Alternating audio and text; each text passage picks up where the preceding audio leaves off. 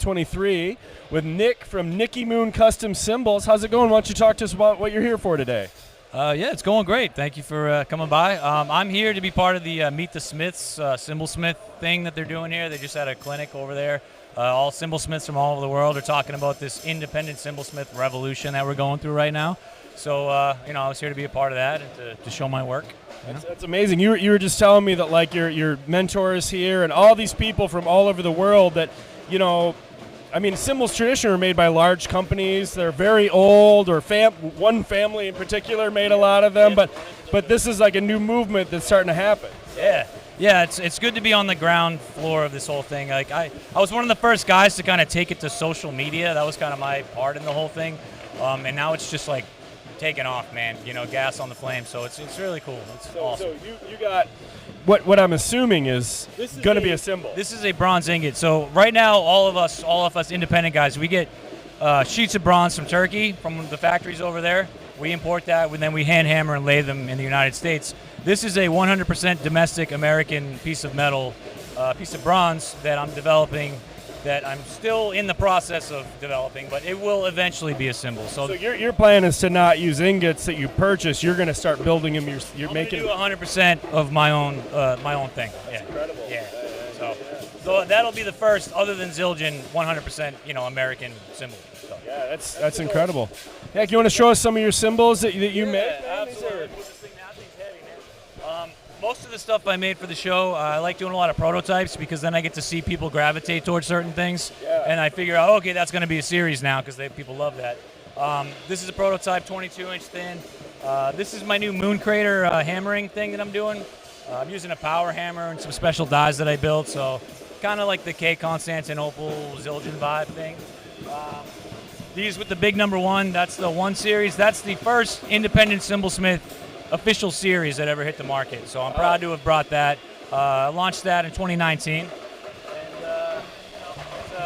I try to kind of hit all the colors of the rainbow. There's stuff for jazz guys, there's stuff for rock guys, there's stuff for everybody. So I love this etching you've got of your yeah, that's really cool. Yeah, I can't take credit for the actual artwork. Yeah, okay. Take it if you want, man. Okay, You're good. I can't take credit for the artwork. My buddy Alan from Woodland Percussion actually does that process.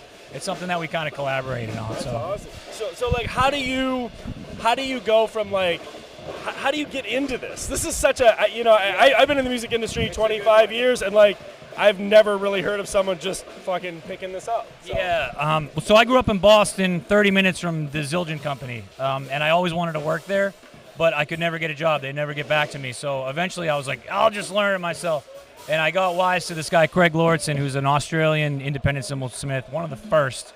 And I realized, Eureka, you can do it yourself, So I just started experimenting. I would buy old cymbals on eBay and just do stuff to them and figure out what happened. And then eventually I traveled to Brazil twice and then to Turkey, and I learned from some of those guys, and here I am. So how long does it take you from like beginning to end to make a cymbal? Now I can turn one around in 2 hours or even less, but back in the day it would take me like on and off like a couple weeks, That's wild. Yeah. That's wild. Yeah, so use like a pneumatic hammer and just like beat these guys? On some of them I use a pneumatic hammer to do some of the pre-shaping, but everything is hand hammered to some degree. Yeah. That's incredible, man. These are gorgeous cymbals. I mean, they're.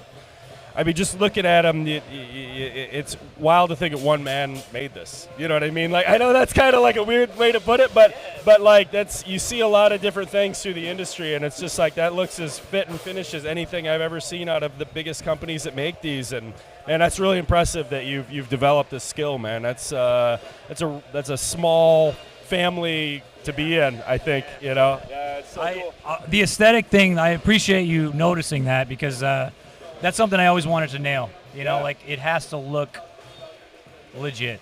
I mean, I have old, 50-year-old Zildjians and stuff, and they look like they could sit right alongside those, and that's a real fucking, half-century old or older craft, and isn't. I would say is not as popular, or not popular, but just isn't. No one knows how to do that like they did back then. There's not as many people. I like the whole resurgence of like handcraft stuff is going on in a lot of different industries, and it's cool that it's happening here too. That's amazing, man. Well, hey, I appreciate talking to you today. Thank you.